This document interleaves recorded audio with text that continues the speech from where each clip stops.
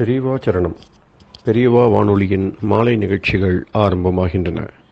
இன்றைய எமது நிகழ்ச்சிகள் நித்திய குரு பாதுகா பூஜா, ஸ்ரீ ரா கணபதி அவர்கள் எழுதிய புத்தகத்தின் ஒளிவடிவம், ஆன்மீக உரை, மகா பெரியவா மகிமை, உபன்யாசம். பெரியவா சரணம். பெரியவா சரணம். அடுத்த நிகழ்ச்சி நித்திய குரு பாதுகா பூஜை. शुक्लाम्भरधरं विष्णुं शशिवर्णं चतुर्भुजं प्रसन्नवदनं ध्यायेत् सर्वविघ्नोपशान्तये। ममोपात्त समस्त दुरितक्षयद्वार श्री परमेश्वर प्रीत्यर्थं गुरुप्रसाद सिद्ध्यर्थं गुरुप्रीत्यर्थं गुरुपादपूजाम् अद्य करिष्ये।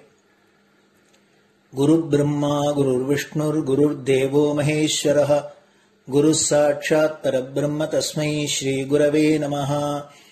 अपारकरुणा सिन्धुं ज्ञानदं शान्तरूपिणं श्रीचन्द्रशेखरगुरुं प्रणमामि मुदान्वहम्। सदाशिवसमारम्भां शङ्कराचार्यमध्यमाम् अस्मदाचार्यपर्यन्तां वन्दे गुरुपरम्पराम्. எல்லோரும் குருவ பெரிவாள தியானம் பண்ணிண்டு அர்ச்சனை பண்ணுவோம். அஷ்டோத்திரம். பெரியவா அஷ்டோத்திரம் பல அஷ்டோத்திரங்கள் இருக்கு. அதுல எளிமையா சுலபமா எது இருக்கோ அதை நான் இப்ப சொல்றேன். எல்லோரும் இதை கேட்டுண்டே திருப்பி சொல்ல முடிஞ்சுபா சொல்லி சொல்லி பெரிவாளுக்கு பாதத்துல ஒவ்வொரு புஷ்பத்தை அர்ச்சனை பண்ணலாம். ओम श्री कांची कामकोटि पीठाधीश्वराय नमः। श्रीमत् चंद्रशेखरेन्द्र सरस्वती गुरुभ्यो नमः। संन्यासाश्रम शिखराय नमः। काषाय दंडधारिणे नमः। सर्वपीठापहारिणे नमः। स्वामिनाथ गुरवे नमः। करुणासागराय नमः। जगदाकर्षण शक्तिमते नमः। सर्वचराचर हृदयस्थाय नमः। ओम भक्त परिपालक श्रेष्ठाय नमः। धर्म परिपालकाय नमः। श्री जयेन्द्र सरस्वत्याचार्याय नमः। श्री विजयेन्द्र सरस्वती पूजिताय नमः। शिवशक्ति स्वरूपाय नमः। भक्ताभीष्ट प्रदायकाय नमः। ब्रह्मण्य पोषकाय नमः। ब्रह्म विष्णु शिवैक्य स्वरूपाय नमः। कांची क्षेत्रवासाय नमः। कैलाश शिखरवासाय नमः। स्वधर्म परिपोषकाय नमः। चातुर्वर्ण संरक्षकाय नमः। लोकरक्षण संकल्पाय नमः। ओम ब्रह्मनिष्ठापराय नमः। सर्वपापहराय नमः। धर्मरक्षक संतुष्टाय नमः। भक्तार्पितधन स्वीकर्त्रे नमः। सर्वोपनिषत् सारज्ञाय नमः। सर्वशास्त्रगम्याय नमः। सर्वलोक पितामहाय नमः। भक्ताभीष्ट प्रदायकाय नमः। ब्रह्मण्य पोषकाय नमः। नानाविध पुष्पार्चितपदाय नमः। रुद्राक्ष क्रीडधारिणे नमः। भस्मोद्दोलित विग्रहाय नमः। सर्वज्ञाय नमः।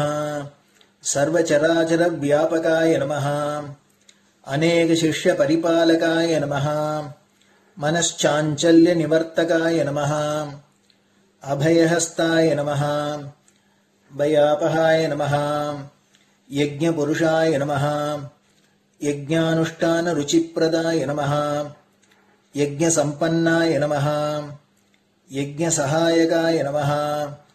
यज्ञफलदाय नमः। यज्ञप्रियाय नमः। उपमानरहिताय नमः। स्फटिक तुलसी रुद्राक्ष हारधारिणे नमः। चातुर्वर्ण समदृष्टये नमः। ऋग्यजुस्साम अथर्वणादि चतुर्वेद संरक्षकाय नमः। தட்சிணாமூர்த்தி ஸ்வரூபாய நமஹ. ஜாக்ரத் ஸ்வப்ன சுஷுப்தி அவஸ்தாதீதாய நமஹ. கோட்டி சூரிய துல்லிய தேஜோமே ஷரீராய நமஹ. சாது சங்க சம்ரக்ஷகாய நமஹ. அஸ்வகஜ கோபூஜா நிர்வர்த்தகாய நமஹ. குருபாதுக பூஜா துரந்தராய நமஹ. கனகாபிஷிக்தாய நமஹ. ஸ்வர்ண பில்வதள பூஜிதாய நமஹ. சர்வஜீவ மோக்ஷதாய நமஹ. மூக வாக்தான நிபுணாய நமஹ. நேத்ர தீக்ஷாதானாய நமஹ. द्वादशलिंग स्थापकाय नमः. गान रसप्रियाय नमः. ब्रह्मज्ञानोपदेशकाय नमः. सकलकलासिद्धिताय नमः. चातुर्वण्यपूजिताय नमः. अनेकभाषा संभाषण कोविताय नमः. अष्टसिद्धिप्रदायकाय नमः. ओम श्री शारदामठ सुस्थिताय नमः. नित्यान्नदान सुप्रीताय नमः. प्रार्थना मात्र सुलभाय नमः. पादयात्रा प्रियाय नमः. नानाविध मतपंडिताय नमः. श्रुति स्मृति पुराणज्ञाय नमः. देव यक्ष किन्नर किंपुरुष पूज्याय नमः. श्रवणानंदकर कीर्तये नमः. दर्शनानंदाय नमः. अद्वैतानंद भरिताय नमः. अव्याच करुणामूर्तये नमः. शैव वैष्णवादि मान्याय नमः. श्री शंकराचार्याय नमः. दंड कमंडलूहस्ताय नमः. वीणा मृदंग सकलवाद्य नाथस्वरूपाय नमः. रामकथा रसिकाय नमः. वेद वेदांग आगमादि सकलकला सतस्प्रवर्तकाय नमः. हृदय गुहाशयाय नमः. शतरुद्रीय वर्णितस्वरूपाय नमः. केदारेश्वरनाथाय नमः. अविद्यानाशकाय नमः. निष्काम कर्मोपदेशकाय नमः. लघुभक्ति मार्गोपदेशकाय नमः. लिंगस्वरूपाय नमः. सालग्राम सूक्ष्मस्वरूपाय नमः. कालड्यां शंकर कीर्तिस्तंभ निर्माणकर्त्रे नमः. जितेन्द्रियाय नमः. शरणागत वत्सलाय नमः. श्रीशैल शिखरवासाय नमः. डमरुकनाद विनोदाय नमः. वृषभारूढ़ाय नमः. दुर्मद नाशकाय नमः. आभिचारिक दोषहर्त्रे नमः. मिताहाराय नमः. मृत्युविमोचक शक्त्याय नमः. श्रीचक्रार्चन तत्पराय नमः. दासानुग्रह कारकाय नमः. अनुराधा नक्षत्र जाताय नमः. सर्वलोकख्यातशीलाय नमः. वेंकटेश्वर चरण पद्म षट्पदाय नमः. श्री महात्रिपुर सुंदरी समेत श्री चंद्रमौलीश्वर पूजा प्रियाय नमः. श्रीमच्चंद्रशेखरेन्द्र सरस्वती सद्गुरु परब्रह्मणे नमः. गुरुभ्यो नमः. परमगुरुभ्यो नमः. परमेष्टिगुरुभ्यो नमः. परात्परगुरुभ्यो नमः. गुरुपरम्पराभ्यां नमः. गुरुपादुकाभ्यां नमो नमः. அடுத்தது ஊதுபத்தி இருந்தா அதை காமிச்சு தூபம், நெய் தீபம் இருந்தா காமிச்சு அதை நெய் தீபம் தீபம் காமிச்சுட்டு நைவேத்தியம் நைவேத்தியம் வெத்தலைப்பாக்கு பழம் இதுலேருந்து ஆரம்பிச்சு அவளுக்கு எது சௌரியமோ அதுபடி நைவேத்தியம் பண்ணலாம். அதுக்கு அடுத்தது கற்பூர ஹாரத்தி பண்ணி எல்லோரும் பிரதட்சிண நமஸ்காரம் பண்ணி பெரியவாள்கிட்ட பிரார்த்தனை பண்ணிண்டு எல்லோரும் க்ஷேமமா இருக்கணும், லோகம் பரம மங்களமா சௌக்கியமா இருக்கணும், எல்லோரும் வியாதி வெக்க இல்லாத ஆயுராரோக்கிய ஐஸ்வர்யத்தோட சாந்தம் அமைதியோட ஞான வைராக்கியத்தோட எல்லோரும் நல்லவர்களாயிருந்து நன்மையை அடையணும்னு பிரார்த்தனை பண்ணி இந்த பூஜையை தினம் செய்யலாம். குரு பிரம்மா குரு விஷ்ணுர் குரு தேவோ மகேஸ்வரः गुरुः साक्षात् परब्रह्म तस्मै श्रीगुरवे नमः। अपारकरुणासिन्धुम् ज्ञानदम् शान्तरूपिणम् श्रीचन्द्रशेखरगुरुम् प्रणमामि मुदान्वहम्। सदाशिवसमारम्भाम् शङ्कराचार्यमध्यमाम् अस्मदाचार्यपर्यन्ताम् वन्दे गुरुपरम्पराम्. குரு பாதபூஜை நிறைவடைஞ்சது. பெரியவா சரணம். பெரியவா சரணம். பெரியவா வானொலியில் நேயர்கள் அடுத்து கேட்க இருப்பது ஸ்ரீ ரா கணபதி அவர்கள் எழுதிய புத்தகத்தின் ஒளி வடிவம். அளிப்பவர் ஸ்ரீமதி உமா சங்கர் அவர்கள். தேனினும் இனிய சொல்லான் தீச்சுடர் மேனி கொண்டான் ஊனுயிர்க்குயிரதான ஒன்றினைக் கலந்து நின்றான் ஏனினிக் கவலை நெஞ்சே இன்றுனக் அருள் செய்தான் இஞ்ஞானவான் காமகோட்டி நாதனை நம்புவோமே. சங்கர ஹரஹர சங்கர. மகா பெரியவாளின் உபன்யாசங்களை ரா கணபதி அண்ணா தெய்வத்தின் குரல் என்ற பெயரில் 7 பாகங்களாக தொகுத்து அளித்ததின் 6ஆம் பாகத்தின் அடுத்த பகுதி அத்வைத்தம், அத்வைத்த சாதனை. பக்தி என்றால் என்ன? பக்தி என்றால் பரமாத்மாவை சகுணமான சாகாரமான உருவம் கொண்டதான ஒரு தேவதா மூர்த்தியாக நினைத்து அன்பு செய்வது என்பதே பிரசித்தமான பொது அபிப்பிராயம். சும்மா மானசிகமாக அன்பு செய்வதென்றால் முடியவில்லை என்பதால் பூஜை, ஆலய தரிசனம், ஸ்தோத்திர பாராயணம் என்றெல்லாம் காரியத்தை சேர்த்து செய்வது என்று வைத்துக் கொண்டிருக்கிறோம். அது சரிதான், தப்பென்று சொல்ல முடியாது. ஆனாலும் ஹையர் கிரேடில் நினைக்கிற போது சாகாரமாக, அதாவது உருவமாக பரமாத்மாவை ஒரு தேவதையாக நினைத்தால்தான் அன்பு செய்ய முடியும் என்றில்லாமல் நிராகாரமான அருவமான பரமாத்மாவாக அவன் இருக்கும் போதும் அன்பு செய்ய பழகி அதில் தேர வேண்டும். சாகாரமாயுள்ள போது இப்படி இப்படி கண்ணு, மூக்கு, கை, 4 கை, 8 கை, இப்படி வஸ்திரபூஷணங்கள் என்று கண்ணுக்கு தெரிவதாலும் அந்த மூர்த்தியின் குணகணங்களையும் மகிமைகளையும் பரம கருணையையும் புராணங்கள், ஸ்தோத்திரங்கள் முதலியவை தெரிவிப்பதாலும் அப்படிப்பட்ட ஒரு மூர்த்தியிடம் அன்பு வைக்க முடிகிறது. அன்புதான் பக்தி. பல தினசான அன்புகளில் ரொம்ப உசந்ததாக ஈஸ்வரனிடம் வைக்கும் அன்பே பக்தி. கண்ணுக்கு இன்பமளிக்கும் ரூபம், மனசுக்கு இன்பமளிக்கும் குணங்கள் கொண்ட சகுணமூர்த்தியிடம் அன்புருவான பக்தி வைப்பதென்றால் சுலபமாக முடிகிறது.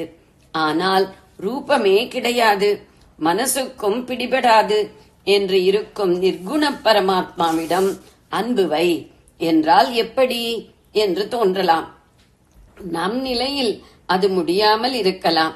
இருந்துவிட்டு போகட்டும். நமக்குண்டான மட்டில் ஒரு சாகார மூர்த்தி பூஜை, க்ஷேத்ராடனம் என்று பண்ணிவிட்டு போவோம்.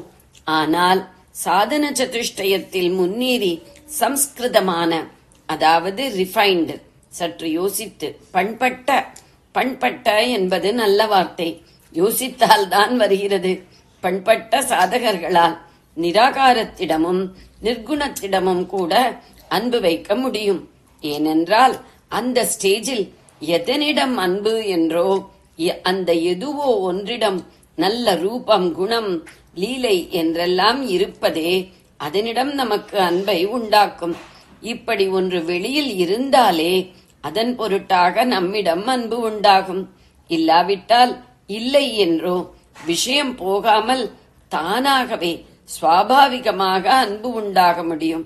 முடியக்கூடிய அதை வாஸ்தவமாகவே சாதிக்காவிட்டால் அந்த பண்பட்ட நிலையிலே கூட அத்தனை சாதனையும் அகங்காரத்தில் போய் முட்டிக்கொண்டு முடிந்துவிடும். செய்த சாதனைக்காக மோட்ச சித்தி கிடைக்கும் தான் என்றாலும் அது இப்போது என்றில்லாமல் எப்போதோ கோடி கோடி வருஷத்திற்கு அப்புறம் ஏற்படக்கூடிய ஆத்தியந்திக பிரளயத்தின் போதுதான் கிடைக்கும்படியாக தள்ளி, ரொம்ப தள்ளி போவதாக ஆகிவிடும். இப்போது நான் சொன்ன அகங்காரம் என்ன, ஏதோ ஒரு பிரளயம் என்ன என்பதற்கு அப்புறம் வருகிறேன். முதலில் அன்பு என்னவென்று தெரிந்து கொள்வோம். அன்பு என்பது என்ன? அன்பு என்பது என்ன?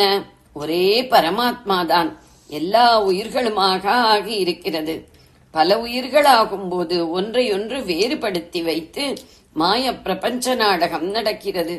இதிலேயே எதிர் டைரக்ஷனில் ரொம்பவும் உத்தமமான அம்சமாக வேறுபட்டவற்றை ஒன்றாக ஐக்கியப்பட வைக்கவும் பரமாத்மா அனுகிரகித்திருக்கிற ஃபோர்ஸ் தான் அன்பு. பொதுவாக மற்றவரிடமிருந்து நமக்கு ஒன்றை பெற்று லாபமடைவதாகவே மனுஷ்ய மனப்பான்மை இருக்கும். அதற்கு எதிர்மருந்தாக நம்மை இன்னொருவருக்கு கொடுத்து அதில் நிறைவு பெறச் செய்வது அன்பு. ஆசைக்கும் அன்புக்கும் இதுதான் வித்தியாசம். நாம் ஒன்றிடம் ஆசையாயிருக்கிறோம் என்றால் நமக்கு அதனிடமிருந்து சந்தோஷம் தேடிக்கொள்கிறோம். அன்பாயிருக்கும் போது நம்மால் அதற்கு சந்தோஷம் உண்டாக்குகிறோம். ஆசை என்பது வாங்கல், அன்பு கொடுக்கல். நமக்கு சந்தோஷம் என்பது அந்த உயிரிடம் ரூப சம்பத்து, குணசம்பத்து, திரவிய சம்பத்து கூடத்தான். இவை அல்லது இந்த மாதிரி வேறு எதை நாம் அதனிடமிருந்து பெற்றால் நமக்கு சந்தோஷம் உண்டாகுமோ அவை இருந்தால்தான் ஏற்படும். இவற்றுக்காகவே அதனிடம் நமக்கு உண்டாகிற பற்றுதான் ஆசை.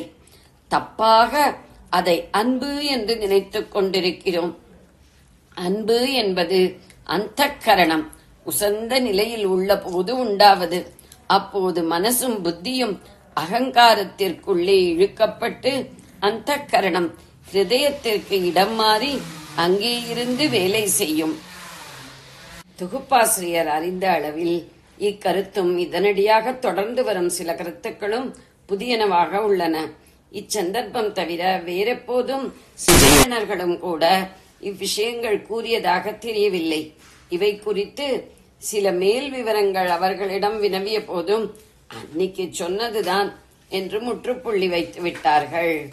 அம்பாள் அன்புமயமானவளாகையால் அவளுடைய சிருஷ்டியிலே ரொம்பவும் குரூரமான ஜீவராசிகளுக்கும் கூட ஒவ்வொரு சமயத்திலாவது அன்பு உண்டாகுமாறு அனுகிரகித்திருக்கிறாள். சாதனையால் மனசும் புத்தியும் பண்பட்டவர்களுக்கோ எப்போதுமே அன்பு சுரக்கக்கூடிய நிலை வாய்க்கிறது. அந்தக்கரணத்தின் பெர்மனன்ட் ஸ்தானமாகவே அப்போது ஹிருதயம் ஆகிவிடும். அந்தக்கரணமும் ஹிருதயமும். அந்தக்கரணம் என்பதற்கு பேரில் அந்த உள்ள உள் என்று இருந்தாலும் அது அந்தர்முகப்படாமல் உள்நாட்டமில்லாமல் பகிர்முகப்பட்டு கொண்டே வெளிப்போக்கு உடையதாகவே தான் இருப்பது. கை, கால், கண், மூக்கு மாதிரி வெளியில் ஸ்தூலமாக தெரியாமல் உள்ளே சூட்ச்மமாக இருப்பதாலேயே அதற்கு அந்தக்கரணம் என்று பெயர். துவைத்தம், துவைத்த பிரபஞ்சமும் துவைத்தமான அனுபவங்களும் தான் அதற்கு விஷயம். பொதுவாக ஜீவர்களுக்கெல்லாம் அப்படித்தான் இருக்கும். அப்போது அது தன்னை அனுபவ அழுக்கினால் கெட்டிப்படுத்திக் கொண்டு தடித்து போய் பாத்திரத்தில் களிம்பு பிடித்த மாதிரி இருக்கும். இது அந்தக்கரண சமாச்சாரம். ஹிருதயம் என்றேனே, அது என்ன என்றால் நமக்கெல்லாம் தெரிந்தபடி மனுஷ சரீரத்திலே மார்பில் இடது பக்கம் உள்ள ஹிருதயம் இல்லை நான் சொல்வது. முதுகுத்தண்டுக்குள் ஓடும் சுஷும்னா நாடியில் நட்ட நடு மார்புக்கு உள்பக்கத்தில் உள்ள அநாகத சக்கரமும் இல்லை. இந்த ஹிருதயம் சாக்ஷாத் ஆத்மாவின் ஸ்தானம். ஆத்மஸ்தானமாக ஒரு ஜீவனின் வலது மார்பகத்துள் ஹிருதயம் இருப்பதாக ஸ்ரீரமணர் கூறுவார். ஸ்தானம் என்று குறிப்பிட ஒரு இடமும் இல்லாமல் சர்வ வியாபகமாக இருப்பதே ஆத்மா என்பது வாஸ்தவம்தான். சர்வம் வியாபகம் என்கிறவற்றுக்கு ஆஸ்பதமான ஸ்பேஸ் என்பதே அடிபட்டு போன விஷயம்தான் ஆத்மா என்று சொன்னால் அதுவும் வாஸ்தவமே. ஆனாலும் பொதுவாக துவைத்தத்திலேயே போகிற சித்தத்தை, அந்தக்கரணத்தை ஈஸ்வரானுகிரகத்தில் ஒருவன் அத்வைத்தமாக திருப்பி ஆத்மாவை தியானம் பண்ண நினைக்கும் போது பாவனைக்கு ஏதோ ஒரு பிடிப்பு வேண்டியிருக்கும். அதற்காக ஆத்மாவுக்கு ரூபமோ குணமோ கல்பித்து முழு சகுணமாக துவைத்தமாக பண்ணினால் எப்படி சரிப்பட்டு வரும்? பின்னே எப்படி பிடிப்பு ஏற்படுத்தி தருவது? அரூபமாக எங்கேயும் பரவி இருப்பது அல்லது ஸ்பேஸுக்கு அதீதமானது என்றால் கொஞ்சம் கூட பாவனைக்கே கொண்டு வர முடியாமல் இருக்கிறதே. அதனால்தான் ஆத்மாவுக்கு வேறே ரூப குணகல்பனைகள் ஏற்றாவிட்டாலும் இடத்திலே குறிப்பாக ஒரு பாயிண்ட் ஜீவசரீரத்திற்குள்ளேயே இருக்கிறார் போல காட்டி அங்கே ஆத்ம தத்துவத்தை பாவிக்கும்படி செய்யலாம் என்று அப்படி இந்த ஹிருதயஸ்தானத்தை வைத்திருப்பது. யார் வைத்தது என்றால் பராசக்திதான். துவைத்த மாயை அத்தனையும் பண்ணும் அவளே அத்வைத்தத்திலே ஒருத்தனை சேர்ப்பிக்க கிருபை கொள்ளும் போது ஆத்மஸ்தானமாக ஓரிடத்தில் அவனுடைய அந்தக்கரணம் தோய்ந்து நிற்பதற்காக அந்த பாயிண்டை வைத்திருக்கிறாள். தனியான ஜீவபாவத்தை உண்டாக்கி பலப்படுத்தி வாழ வைப்பதான அந்தக்கரணமும் சரீரத்திற்கு உயிரை கொடுக்கிற மூச்சும் எந்த ஏக மூலத்தில் ஒன்றேயான வேரில் ஒன்று சேர்ந்து ஒடுங்கி போகுமோ அந்த ஸ்தானம் அது. அப்படி ஒடுங்கியவுடன் ஆத்மஸ்புரணம் ஏற்படுவதும் ஆத்மானுபூதி துடிப்புடன் வெளிப்படத் தொடங்குவதும் அந்த ஸ்தானத்தில்தான். அது ஒரு பாயிண்ட், துளியோண்டு புள்ளி, துவாரமாயிருக்கிற புள்ளி. நீவார சூகவர், அதாவது கூர்ப்பாக முடிகிற ஒரு சென்னலுடைய அந்த கூர் நுனி மாதிரி அவ்வளவு சிறிய புள்ளி என்று சொல்லி இருக்கிறது. தலைகீழான தாமரை மூக்கு மாதிரியான ஹிருதயத்திற்குள்ளே ஒரு சூக்ஷ்மமான துவாரம். அதிலிருந்து தேகம் பூரா பரவும் சூடான உயிர் சக்தியான அக்னி. அந்த அக்னியின் மத்தியிலே அணுமாத்திரமான ஜுவாலை, மின்னல் கொடியான பிராணாக்னி. நீவார சூகவத்தாக அது முடிவதே ஆத்மஸ்தானம் என்று இருக்கிறது. நாராயண சூக்தம். ஹிருதயத்திற்குள்ளே ஆத்மஸ்தானமான துவாரப்புள்ளி என்றதால் அந்த சின்ன புள்ளியை சுற்றிலும் ஹிருதயம் இருக்கிறது என்று அர்த்தம். அதுவும் ஒரு சின்ன ஸ்தானம்தான். தகரம் தஹ்ரம் என்று உபனிஷத் பாஷையில் 2 வார்த்தைகள், இரண்டுக்கும் அர்த்தம் சின்னது என்பதே. பிற்காலத்தில் தஹ்ரம் என்பது தப்ரம் என்று வந்தது.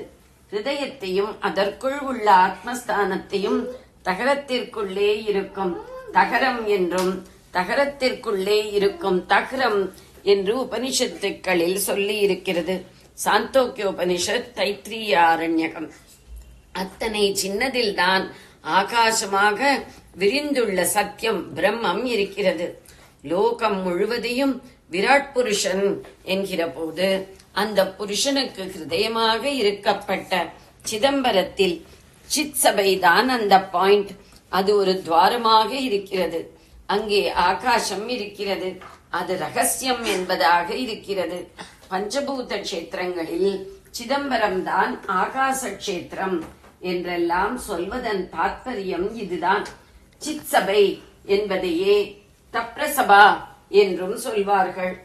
அதன் நேர் தமிழ் வார்த்தை தான் சிற்றம்பலம், சிறிய அம்பலம் என்பது.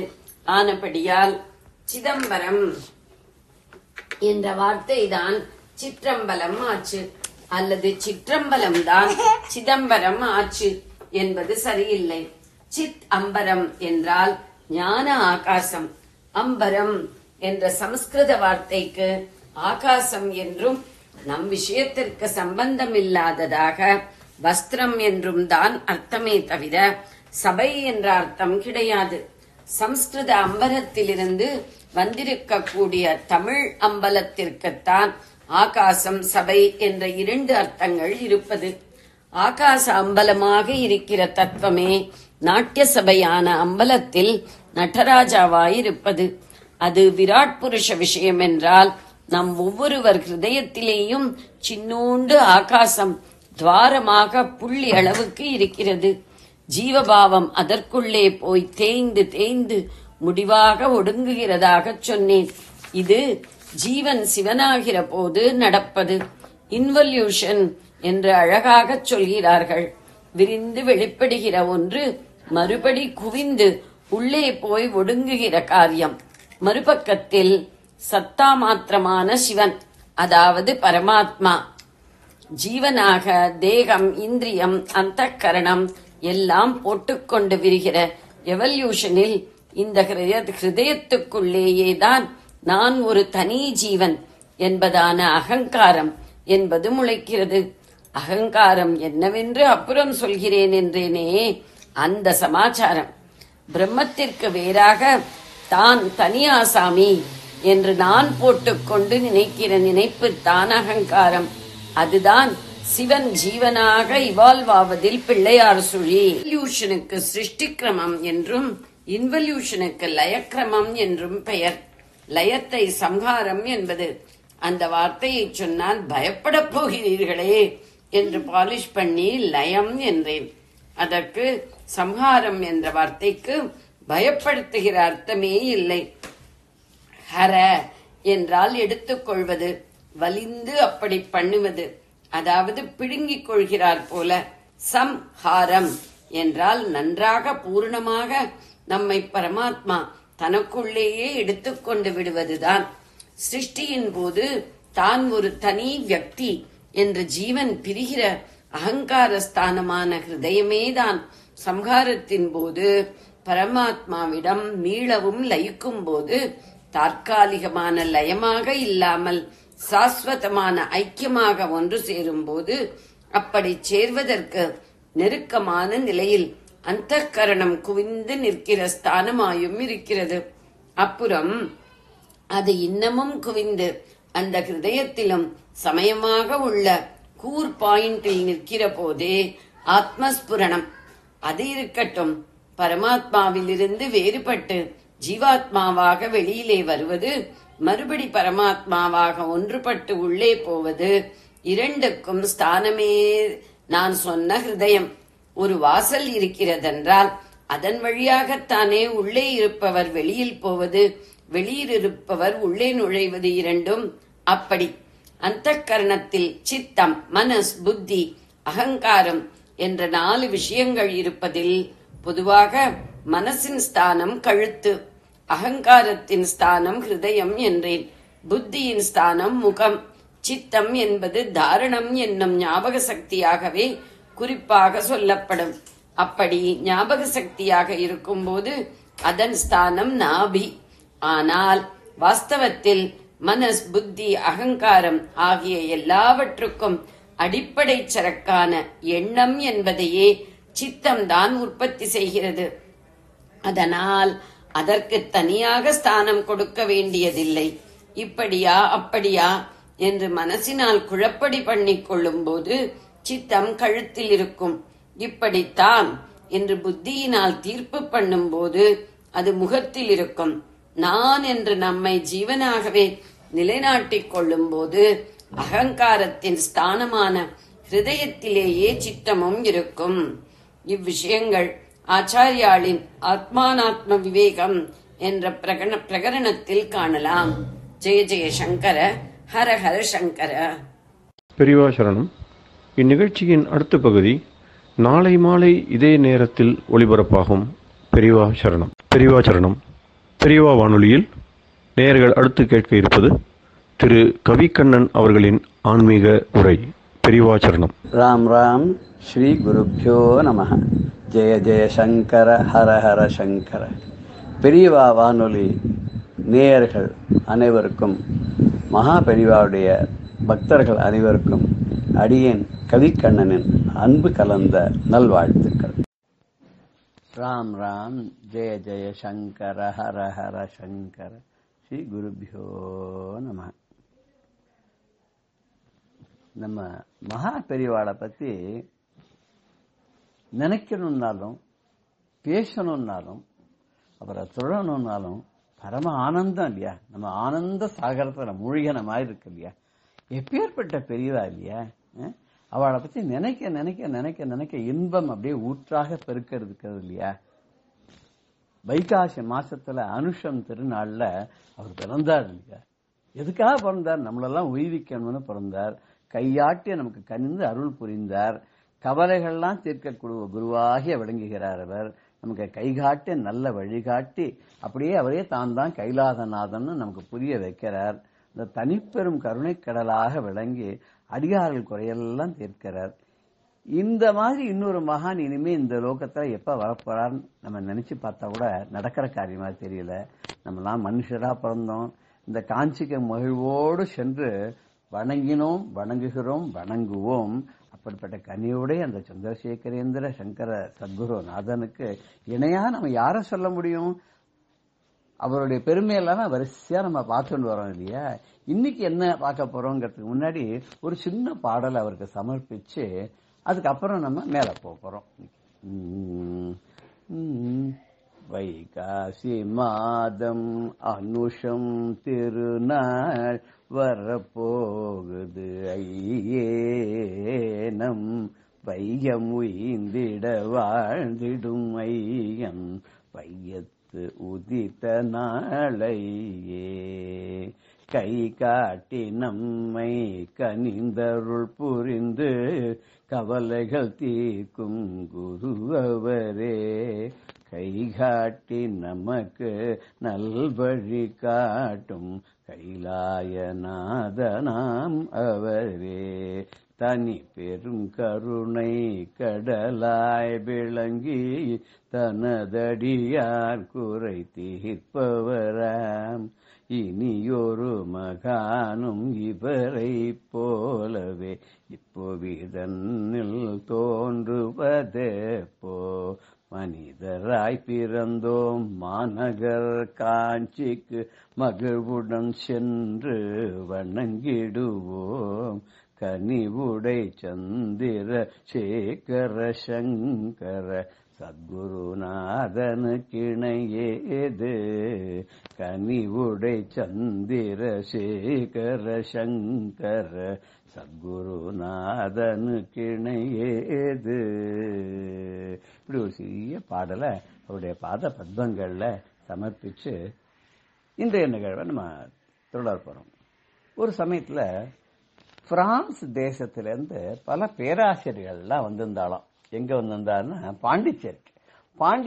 பாண்டிச்சேரிங்கிறது அந்த காலத்துல பிரெஞ்சு டெரிட்டரியா இருந்தது. அந்த பிரெஞ்சு டெரிட்டரியில அப்போ ஒரு அங்க கூட சொல்லுவா ஒரு பகுதி ஒரு சின்ன கெனால் மாதிரி இருக்கும், அதுக்கு அந்தாண்ட பக்கம் சமுதிரத்துக்கு அதுக்கும் நடுவில் இருக்கிறதெல்லாம் நியூ டவுன் அப்படின்னு சொல்லிட்டு, உள்ள இருக்கிற பாண்டிச்சேரிலாம் ஓல்டு டவுன் அப்படின்லாம் கூட சொல்லுவா. அந்த பிரான்ஸுக்கும் அதுக்கு நிறைய தொடர்புகள்லாம் இருந்ததுனால பிரெஞ்சு தேசத்திலேருந்து எல்லாரும் வந்திருந்தவாள்லாம் அப்படியே இருந்தபோது அதுல ஒரு 5 பேர், 3 பேர் லேடிஸ், 2 பேர் ஜென்ட்ஸ். அந்த பேராசிரியர்கள் ஏதோ ஒரு விஷயமா ஆராய்ச்சிக்காக இதுக்கோ வந்திருக்கா. அதுல ஒருத்தர் ஏற்கனவே மகா பெரிவாளை தரிசனம் பண்ணிருக்கா. தரிசனம் பண்ணிட்டு ரொம்ப இம்ப்ரெஸ்ட். அவருக்கு தெரியாத விஷயமே இல்லை, இப்பேற்பட்ட மகான் இந்தியாவில் பிறந்திருக்காரு, யாருக்கும் கண்டுக்கலையே அப்படின்னு ரொம்ப வருத்தப்பட்டது உண்டு. அவர் மற்ற எல்லாத்தையும் சொல்லிட்டு என்ன பண்ணாருன்னா, நம்ம இந்த ஆய்வெல்லாம் முடிச்சுன்னு இங்க பாண்டிச்சேரியிலிருந்து கிளம்புறதுக்கு முன்னாடி காஞ்சிபுரம் போய் நம்ம பெரியவரை பார்த்துட்டு போலான்னு. அப்போ அந்த சமயத்துல காலகட்டத்தில் அந்த ஆய்வுத்துறைன்னு சொல்ல தொல்பொருள் ஆராய்ச்சின்னு சொல்ல அந்த ஆய்வுத்துறைக்கு தலைவராக டாக்டர் நாகசாமி இருந்தார். அவர் பெரியவாள்கிட்ட ரொம்ப ரொம்ப ரொம்ப ஈடுபாடு உடையவர். அவர் பெரியவாளை பார்க்கறதுக்கு போயிருந்தார். பெரியவாளை பார்க்க போச்சு, இவாளெல்லாம் வரான்னு தெரிஞ்ச உடனே பெரியவா சொல்லி, நீ இங்கே இரு, நான் சொல்ற வரைக்கும் அப்புறம் போலாம், இங்க இரு, மாதிரி யாரோ ஒரு குரூப் வரதான், அதை வந்துட்டு போன அப்புறம் நீ போலாம் அப்படின்னு சொல்லி பெரியவா நிறுத்தி வச்சுட்டா. இப்ப அந்த பிரான்ஸ் தேசத்துல அந்த பிரெஞ்சு அந்த பேராசிரியர்கள்லாம் என்ன பண்ணான்னு எல்லாரும் வந்து பெரியவாளை தரிசனம் பண்ணா. பார்த்துட்டே இருந்தா.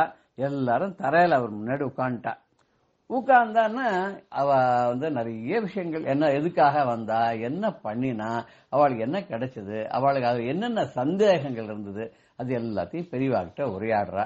பெரியவாகிட்ட உரையாடும் போது அவர் திரு நாகசாமி இருக்கார் இல்லையா, அவரும் பக்கத்துல இருந்தா. பெரியவா சொல்லி அவருக்கு என்ன வேலை தெரியுமோ, இவா சொல்றது எல்லாத்தையும் அவர் தமிழ்ல பெரியவாட்ட சொன்ன. பெரியவாளுக்கு இங்கிலீஷ் தெரியாதல்ல, பிரெஞ்சு தெரியாதல்ல, பெரியவாளுக்கு அத்தனை மொழிகளும் தெரியும்.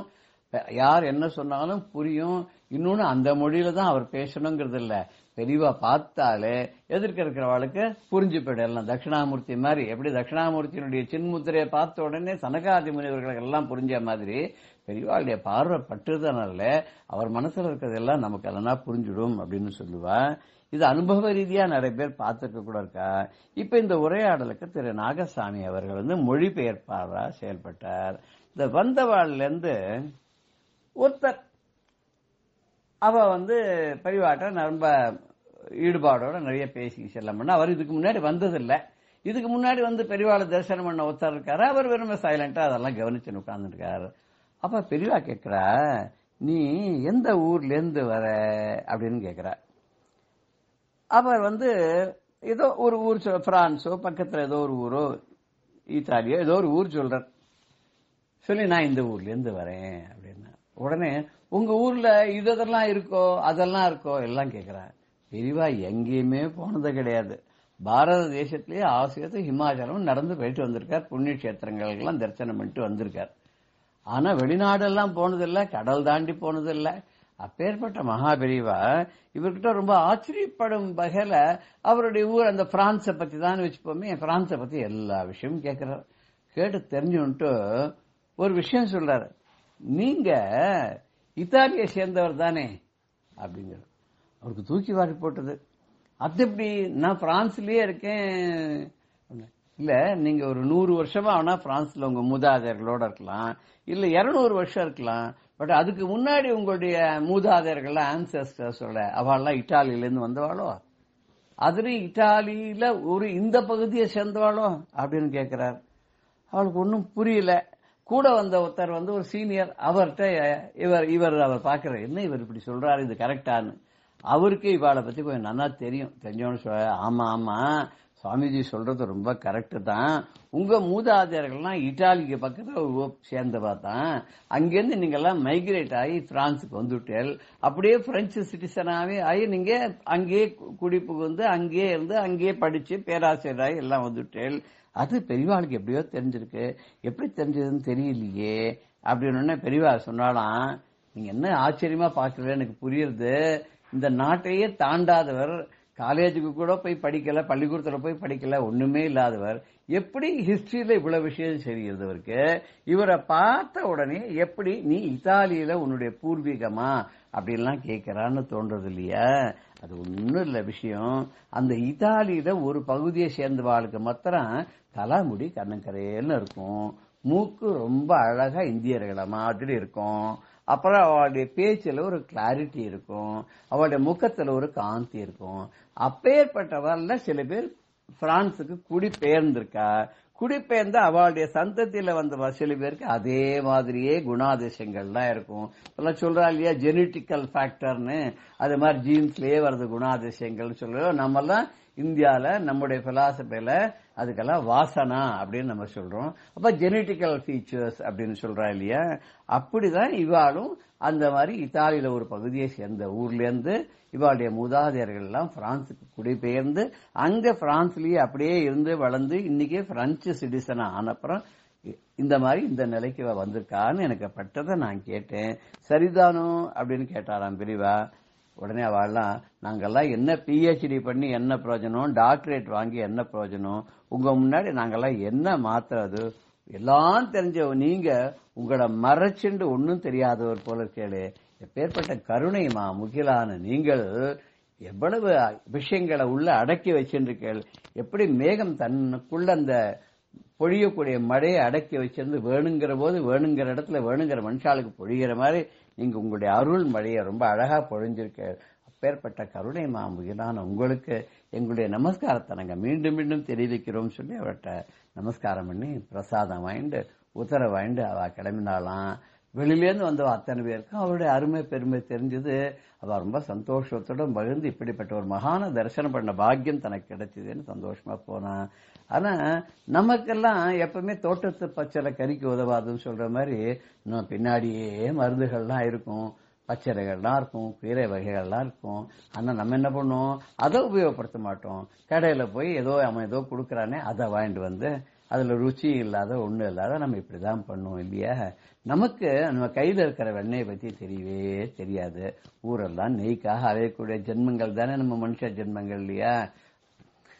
பெரியவா இன்னும் நிறைய பல லீலைகள்லாம் பண்ணிருக்கா. அதெல்லாம் வர வர நம்ம அடுத்தடுத்து பார்க்க இருக்கிறோம். ஜெய ஜெய சங்கர ஹர ஹர சங்கர ஸ்ரீ குருபியோ நம. ராம் ராம். பெரியவா சரணம்.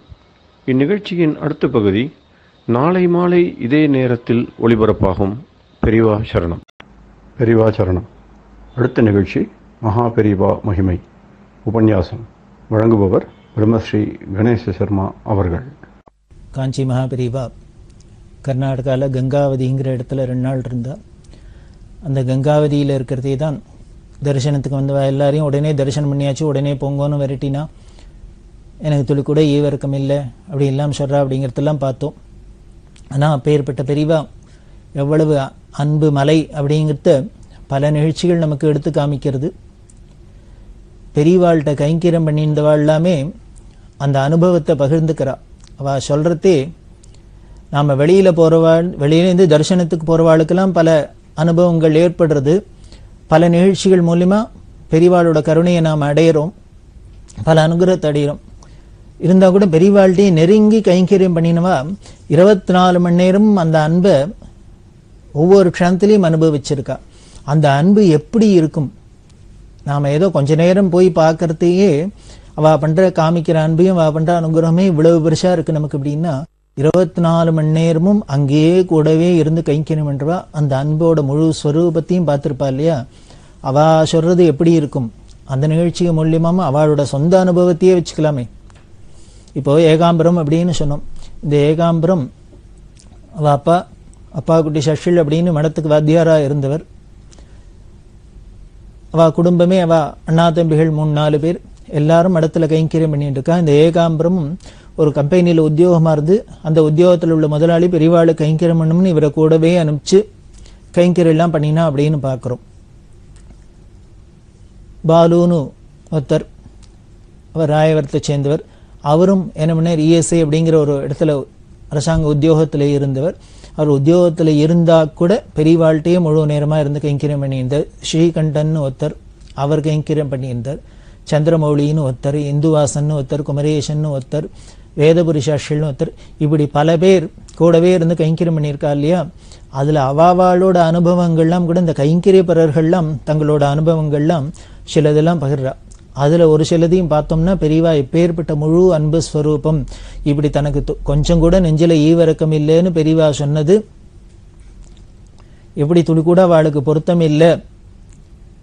அவள் கடுமையாக நடந்துக்கிறது கூட அன்புனால தான், அன்போட மிகுதியினால தான் அப்படிங்கிறது நமக்கு நிரூபணமாகும். அதில் ஒருத்தர் சில பேரோட நிகழ்ச்சிகள்லாம் நம்ம கொஞ்சம் கொஞ்சமாக பார்த்துட்டே வரலாம். அதில் முதல்ல இந்த கைங்கரியம் பண்ணவாள ரொம்ப வயசானவர் வேதபுரி சஷில் அப்படிங்கிறவர். அவர் தன்னோட 8 வயசு 9 வயசுலேருந்து பெரியவாள்கிட்ட 50-60 வருஷமாக கைங்கரியம் பண்ணினவர். இன்றைக்கி 80 வயசுக்கு மேலே ஆறுது, தள்ளாத வயசில் தான் இருக்கார். இருந்தால் கூட அந்த பெரியவாளோட அந்த ஸ்மரணையும் அந்த ஆனந்தமும் இன்னமும் அவரை உலாவிந்து தெம்போடு வெளியில் உலாவரப்பெல்லாம் வச்சுருக்கு.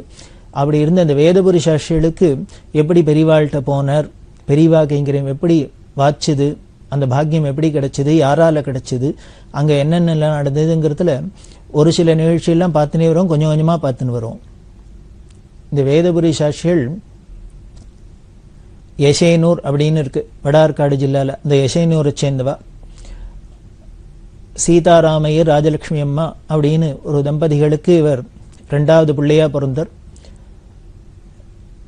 இவாளுக்கு ஒரு அக்கா 2 தம்பி. அதில் ஒரு தம்பி சின்ன வயசுலேயே காலமாயிட்டார். சந்தானம்னு ஒரு தம்பி, ஒரு அக்கா. அக்கா கல்யாணமாகி திருவண்ணாமலைக்கு பக்கத்தில் இருந்தா, படிய கிரகாரம் அப்படின்னு ஒரு ஊர், அதில் இருந்தா.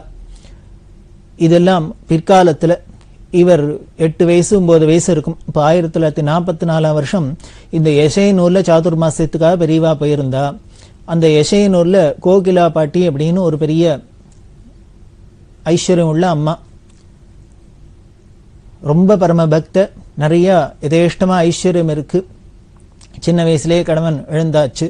இது அப்படி இருந்தாலும் இந்த குரு கைங்கரியத்தில் ஈடுபட்டு பெரியவாளை கூப்பிட்டு உபச்சாரம் பண்ணி பெரியவாள்கிட்ட அசாத்திய பக்தியோடு இருந்து இந்த சாதுர்மாசியத்துக்காக அங்கே வச்சுட்டு எல்லாம் பண்ணினா கைங்கரியம் எல்லாம் பண்ணியிருந்தா. இந்த கோகிலாம்மா பாட்டி அந்த குடும்பத்தில் அந்த வீட்டில் கணக்கு வழக்கெல்லாம் பார்த்துன்னு இந்த சீதாராமன் இருந்த இந்த வேதபுரி சாஸ்திரியோட அப்பா. இந்த வேதபுரி சாஸ்திரி சின்ன வயசுலேயே அம்மா காலமாயிட்டா, தாய் இல்லா குழந்தை. அதனால இந்த கோகிலா பாட்டி இந்த வேதபுரி சாஸ்திரிகள் அவர் தம்பி அவெல்லாம் இந்த அம்மா கோகிலா அம்மாவை தன்னோட குழந்தைகள் மாதிரி பார்த்துருந்தா. இந்த வேதபுரி சாஸ்திரிகள்கிட்ட சொல்லியிருந்தா, பெரியவாங்க சாதுர்மாசத்துக்கு வந்திருக்கா. அப்போ வேதபுரி சாஸ்திரி 8-9 வயசு இருக்கும். ஒரு பெரிய மகான் வந்திருக்கார். அவர் இங்கே சாதுர்மாசத்தில் இருக்கார். நீ ஒன்று பண்ணு, நீனும் ஏதானும் கைங்கரியம் பண்ணும். தினமும் கார்த்தாலே ஏந்தணுன்னு பல்ல தேய்ச்சிட்டு விபூதி இட்டுண்டு இங்கே ஒரே எசைனோ கிராமம்னாலே எல்லாம் பெரிய ஒரு வெட்ட வழியாக தானே இருக்கும். அதில் நிறைய தும்பப்பூலாம் இருக்கும். நிறைய தும்பப்பூ பறிச்சுன்னு வந்து பெரியவாளுக்கு சந்திரமௌலீஸ்வரர் அர்ச்சனைக்கு கொடுக்கணும் அப்படின்னு சொல்லியிருந்தா. இதுதான் முதல்ல இவர் பெரியவாளுக்கு கைங்கரியம்னு ஆரம்பிச்சது.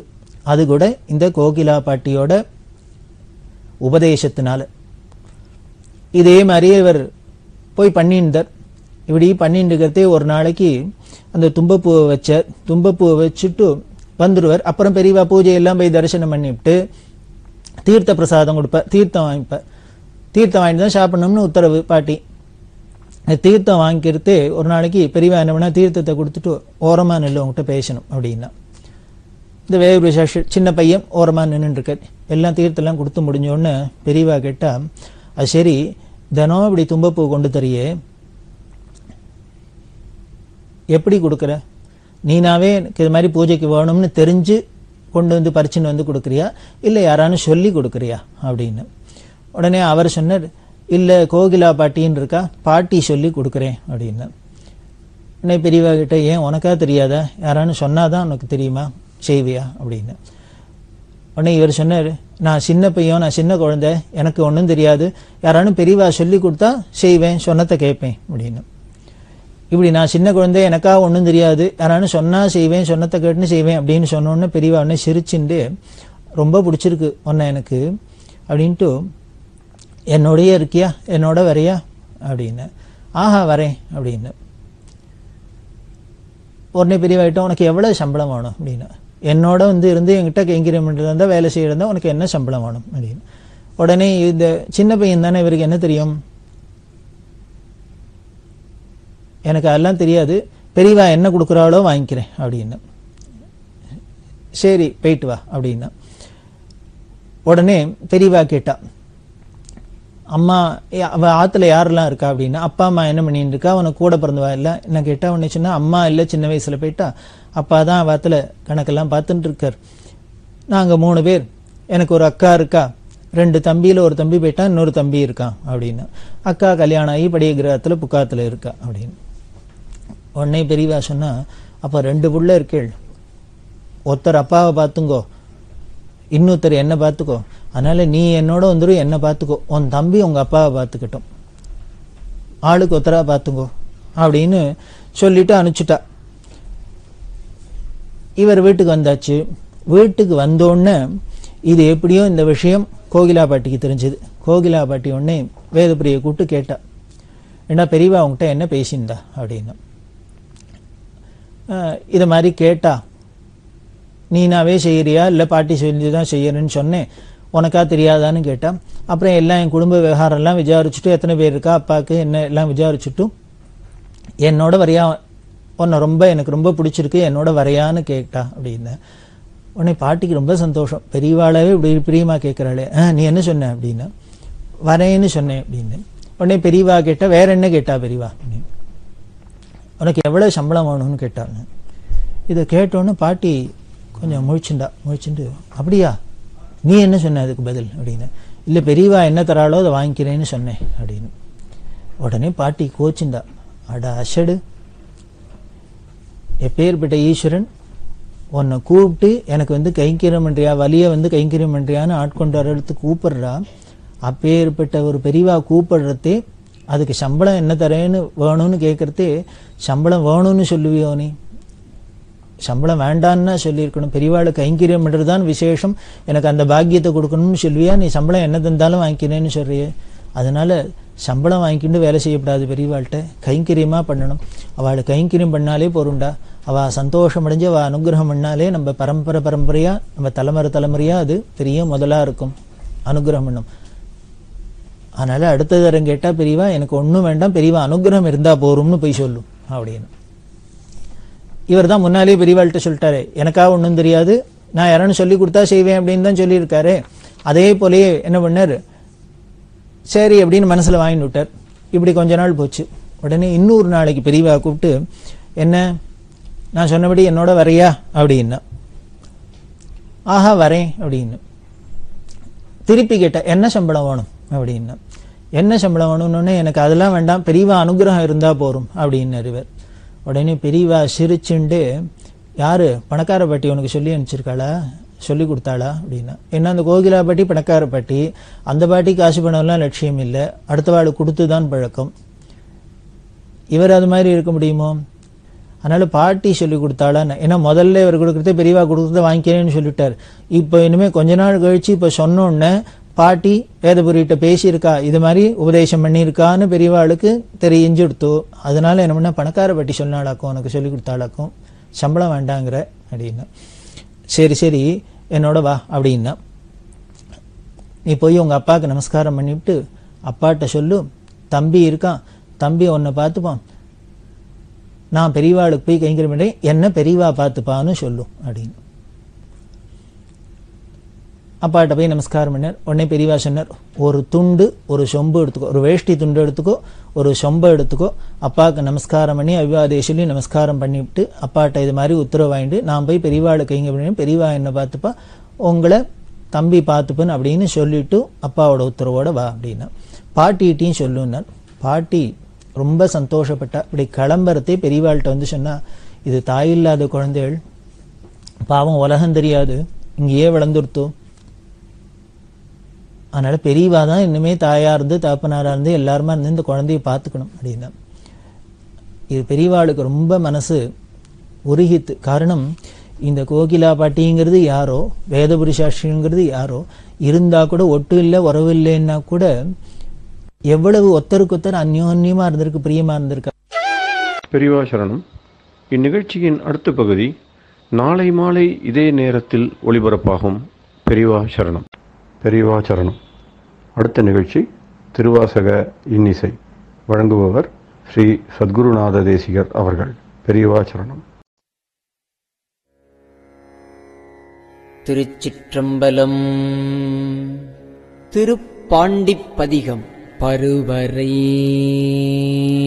மங்கை தன் பங்கரை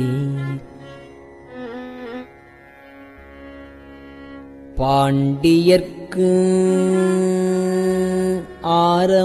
ஆரமுதாம்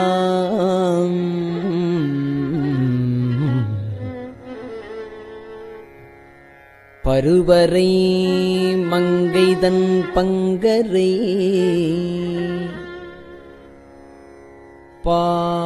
பாண்டியர்க்கு ஆரமுதாம் ஒருவரை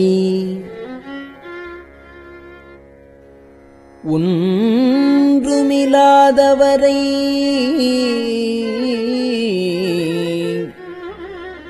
கழற்போது இறைஞ்சி தெரிவர நின்று உருக்கி பரிமேற்கொண்ட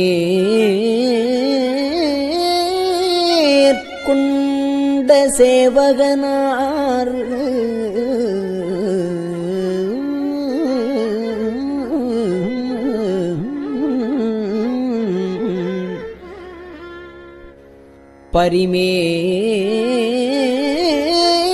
பரிமேற்கொண்ட சேவகனார் ஒருவரை அன்றி உரு அறியாது என்றன் உள்ளமதே என்றன் உள்ளம் அதே பரிமேற்கொண்ட சேவகனார் ஒருவரை அன்றி உரு அறியாது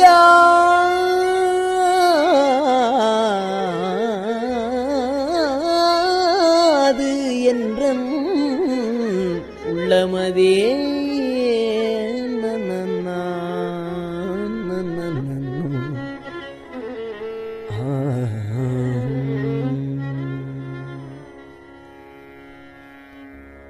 சதுரை மறிந்தறிமால் கொள்வர் சதுரை மறந்து அறிமால் கொள்வர் சதுரை மறந்தறிமால் கொள்வர் சார்ந்தவர் சாற்றிச் சொன்னோ கதிரை மறைத்தன்ன சோதி கழுக்கடை கைப்பிடித்து குதிரையின் மேல் வந்து கூடிடு மேற்குடி கேடு கண்டி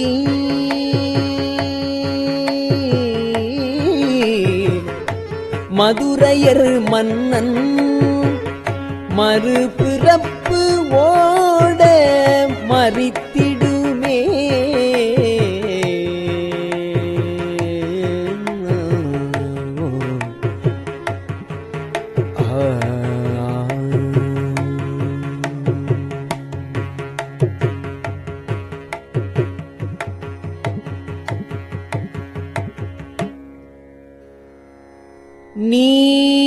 நீரின்ப வெள்ளத்துள் நீந்தி குளிக்கின்ற நெஞ்சம் கொண்டீர் பாரின்ப வெள்ளங்கொள பரிமேற்கொண்ட பாண்டியனார்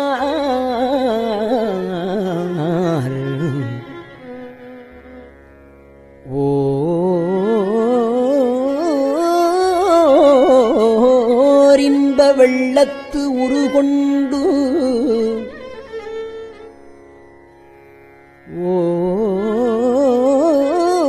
ஓரின்ப வெள்ளத்து உருக்கொண்டு தொண்டரை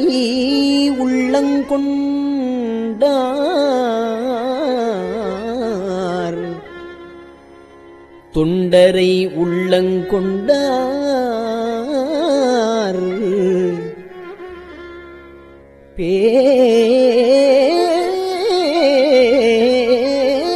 பேரின்ப வெள்ளத்துள் பெய்கழலே சென்று பேணுமினே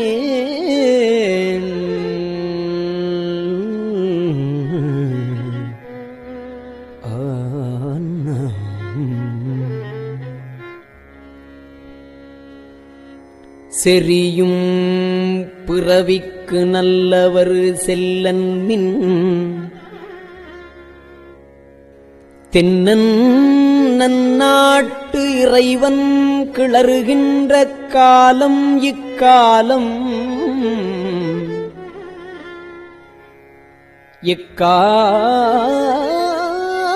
எக்காலத்துள்ளும் அறிவு ஒன் கதிர்வாள் உரை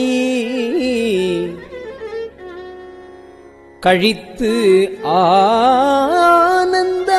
ஆனந்தமாக்கடவி எரியும் பிறப்பை எதிர்ந்தார் புரள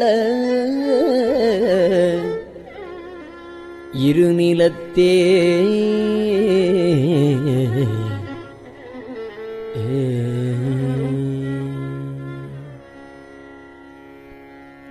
காலம் உண்டாகவே காதல் செய்து உய்மின் காலம் உண்டாகவே காதல் செய்து உய்மின்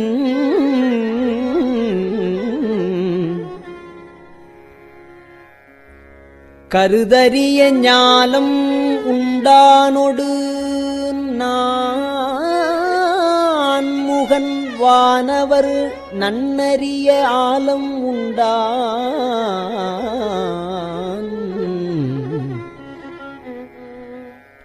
ஞாலம் உண்டானொடு வானவர்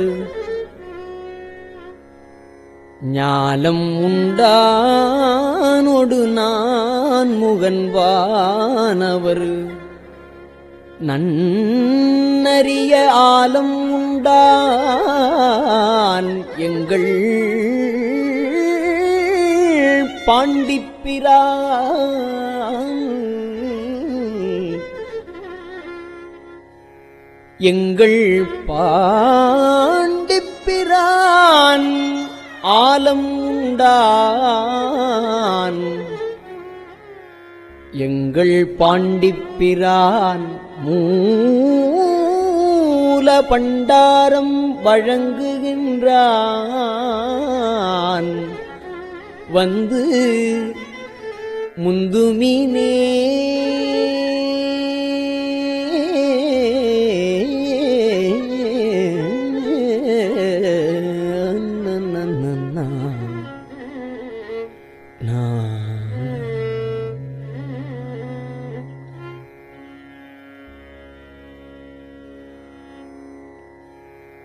இண்டிய மாயா இருள் கட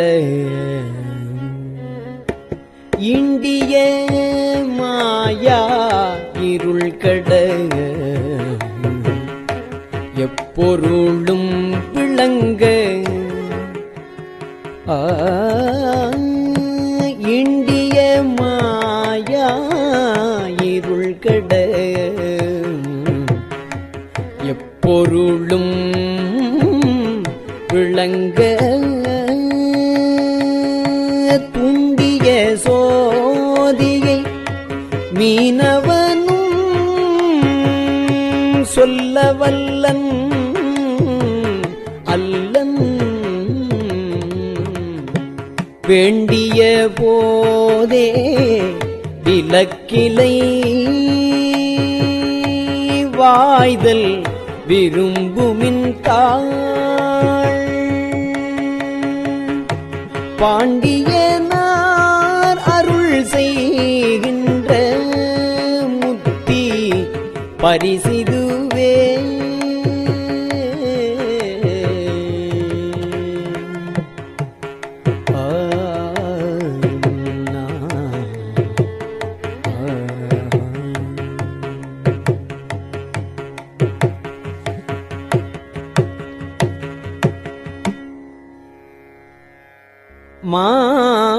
மாயவனப் பரிமேல் கொண்டு மற்றவர் கைக்கொளலும்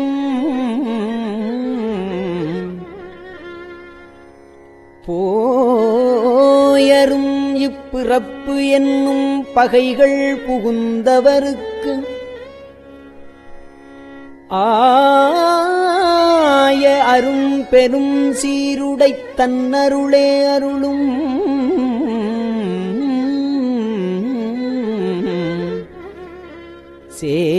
சேய நெடுங்கொடைத்தன்னவன் சேவடி சேன்மின்களே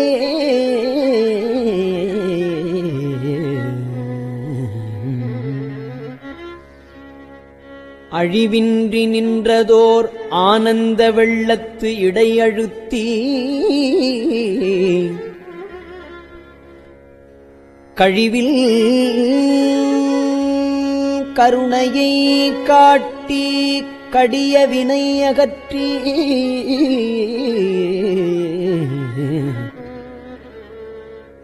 பழமலம் பற்றறுத்து ஆண்டவன் பாண்டிப் பெரும் பதமே முழுது உலகும் தருவான் கொடையே சென்று முந்துமினே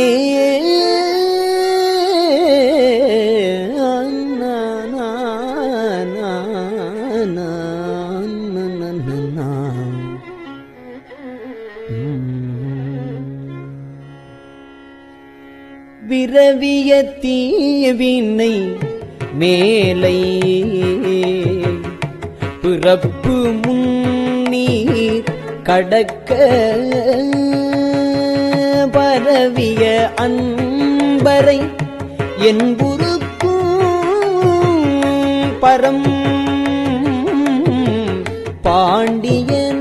பாண்டியனார் புரவியின் மேல் வர புந்திகொள்ளப்பட்ட பூங்கொடியார்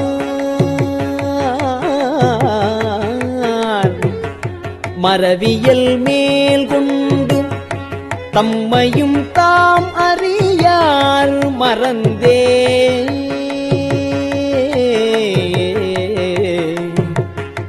கூற்றை வென்று ஆங்கு ஐவரு கோக்களையும் வென்று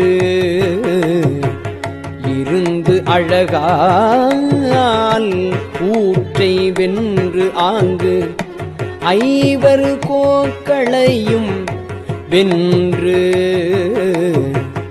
இருந்த அழகால் விற்றிருந்தான் பெரும் தேவியும் தானும் ஓர்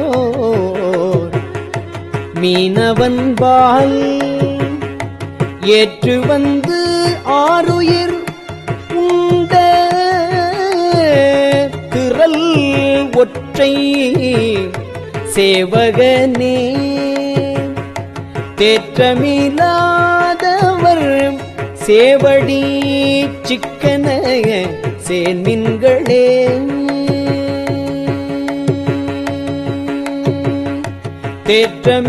தேற்றமில்லாதவர் சேவடி சிக்கன சேன்மின்களே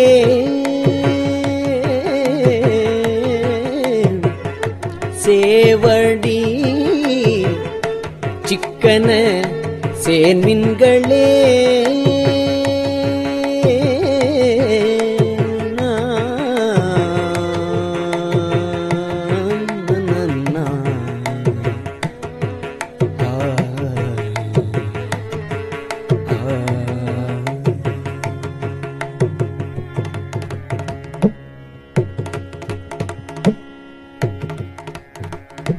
திருச்சிற்றம்பலம்.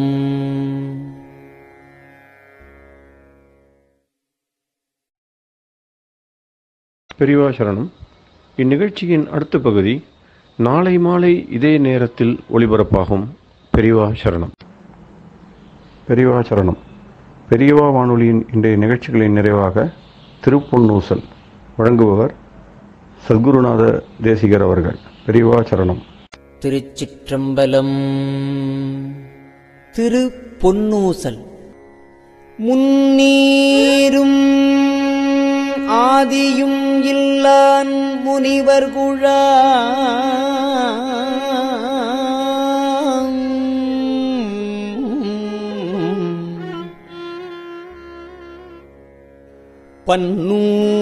பன்னூறு கோடி இமையோர்கள்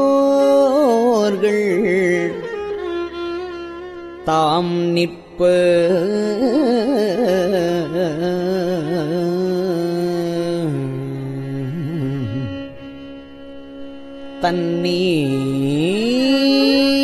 தன்னீர் எனக் கருளி தன் கருணை வெள்ளத்து மன்னூர மன்னுமணி உத்தர கோசமங்கை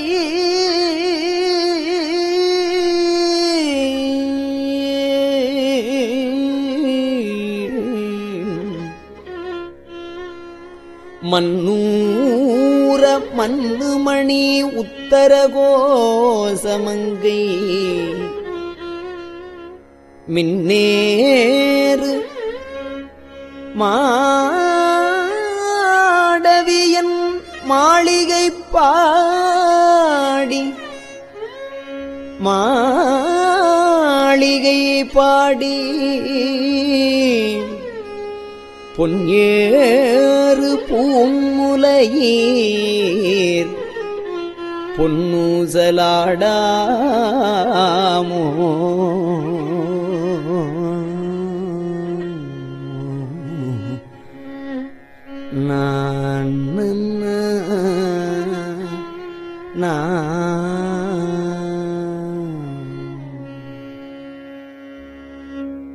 திருச்சிற்றம்பலம். கஞ்சிவய காமாட்சி தன் குழந்தாய் சங்கரே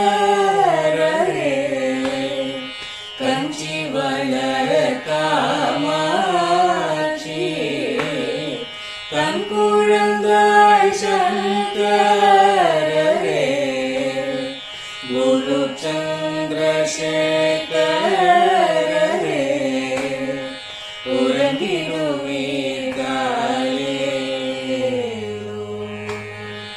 உறங்கிடுவீர்களே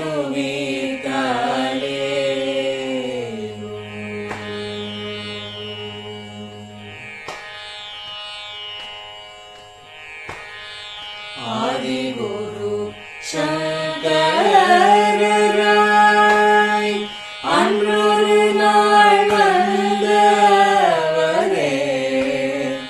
68 பீட்டபதி ஏழுலகும் பூப்பவரே காப்பவரே கடப்பவரே எல்லோர்க்கும் அருள்பவரே உறங்கிடுவீர்களே அயனுடனே மாலவனோ தேடிய பொற்பதத்தவரே அருமறைகள் சாற்றும் முயல் மலர்பதமே காலே முக்தி நிலை எய்திடவே சக்தி தரும் சத்குருவே முக்தி நிலை எய்திடவே சக்தி தரும் சத்குருவே நித்தமெங்கள் நாவீசையில் நித்திரை கொள்தாயே நித்தமெங்கள் நாவீசையில் நித்திரை கொள்தாயே நித்தமெங்கள் நாவீசையில் நித்திரை கொள்தாயே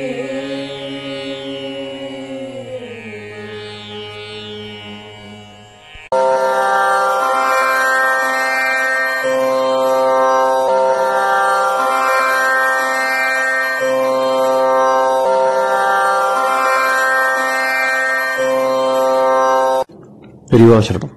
பெரியவா வானொலியின் மாலை நிகழ்ச்சிகள் இத்துடன் நிறைவடைகின்றன. எமது அடுத்த ஒளிபரப்பு நாளை காலை இந்திய நேரப்படி 6 மணிக்கு துவங்கும். பெரியவா சரணம்.